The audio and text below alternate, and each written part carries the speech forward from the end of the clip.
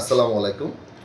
আহ, সম্মানিত প্রিন্ট মিডিয়ার ভাইরা, আহ, আপনারা জানেন যে আজকে ২রা জুলাই ২০২৬ খ্রিস্টাব্দ বেলা আনুমানিক ১ ঘটিকার দিকে আমাদের পৌরসভার ৫ নম্বর ওয়ার্ডের আব্দুল ওয়াহাব মাধ্যমিক বিদ্যালয়ের পাশে যে বালুর মাঠ, সেই বালুর মাঠে একটি দুর্ঘটনা ঘটে।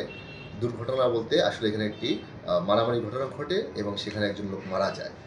তো আমরা প্রাথমিকভাবে জানতে পেরেছি এইখানে এই ঘটনার যে মূল আসামি, হ্যাঁ, সে হলো মানিক। হ্যাঁ, তো মানিকের ছুরিকাঘাতে বেশ কয়েকজন ছাত্র, লালমোহনের ছাত্র আহত হয়েছে এবং একজন ছাত্র যে নয়ন নাম যার নাম, সে এখন পর্যন্ত মারা গিয়েছেন।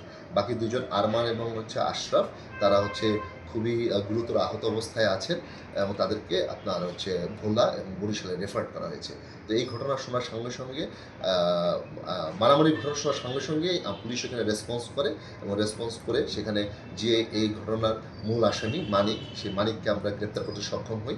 যে ছুরি দিয়ে সে নয়ন, আশরাফ এবং আরমানকে আহত করে, সেই ছুরিটা আমরা জব্দ করেছি এবং আনুষঙ্গিক আরও যে কাগজ জিনিসগুলো আছে সেগুলো আমরা জব্দ করেছি।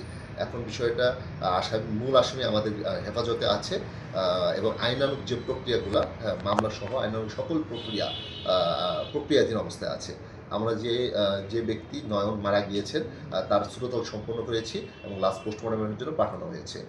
তো লালমোহনের পুলিশ প্রত্যেকটা ঘটনায় খুব কুইক রেসপন্স করে এবং সেই কুইক রেসপন্সের অংশ হিসেবে আমাদের মাননীয় পুলিশ সুপার স্যারের নির্দেশনা মতে যে কোনো ঘটনা ঘটলেই আমরা সঙ্গে সঙ্গে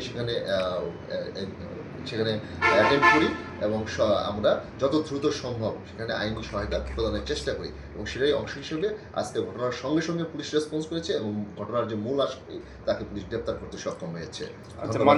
মানিককে কি জিজ্ঞাসাবাদ করার কোনো কিছু হয়েছে এখন? এই ঘটনা কেন ঘটছে বা এই ঘটনার সূত্রপাত কি? ঘটনা জানেন, আপনারা জানেন যে এই ঘটনাটা ১টার দিকে ঘটেছে, এখন প্রায় ৪টা বাজে, মাত্র ৩ ঘন্টা আগে ঘটনাটা ঘটেছে। আমরা ঘটনা ঘটার সাথে সাথেই আমরা প্রত্যেকটা কাজ, প্রথমে আসামিকে আমাদের হেফাজতে নিয়েছি, যে হাতিয়ার দিয়ে সে হত্যা করেছে সেই হাতিয়ার আমরা উদ্ধার করেছি এবং পাশাপাশি আমরা যারা আহত হয়েছে তারা যেন সুচিকিৎসা পায় এই জন্য তাদেরকে হসপিটালাইজড করা হয়েছে এবং যে মারা গেছে তার ক্ষেত্রে যে আইনগত প্রক্রিয়া, সেই প্রক্রিয়াটাও নেওয়া হয়েছে।